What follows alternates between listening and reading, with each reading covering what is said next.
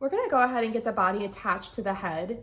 In order to do this, the body is always worked in the next hook size up.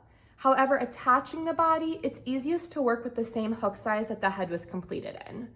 So we're gonna start with turning the head upside down, the snout pointing away from you. For the moose, the body is attached between rows 7 and 9. So we're gonna go ahead and get this marked. I know that the ears were attached in row 7, so that's my starting point. So this is row 8 and row 9. I'm just gonna put a hook right in the middle here, my stitch marker. So row 9, 8, and 7. You want this to be as centered in the head as possible. This is gonna help with body alignment.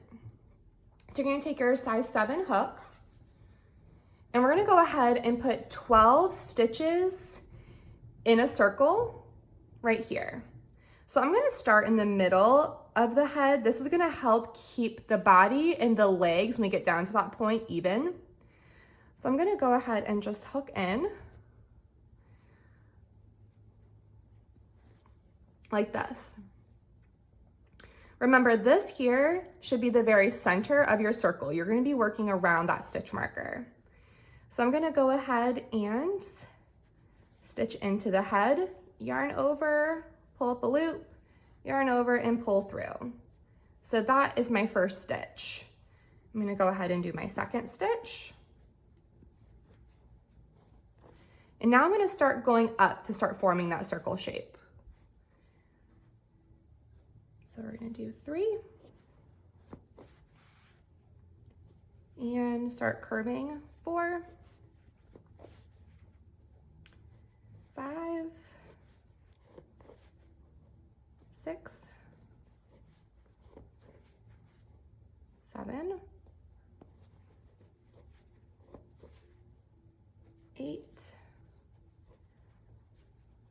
and now I'm gonna go ahead and start working back around. So I'm gonna go 9,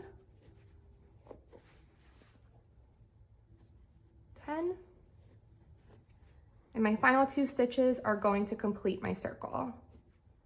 11, and 12.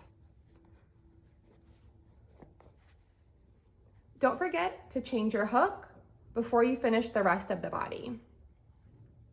This tail here will just tuck into the head as we continue to work around. My stitch marker, I'm gonna go ahead and remove.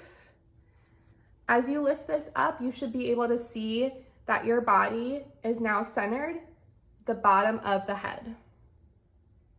And we'll work the body off of this mark.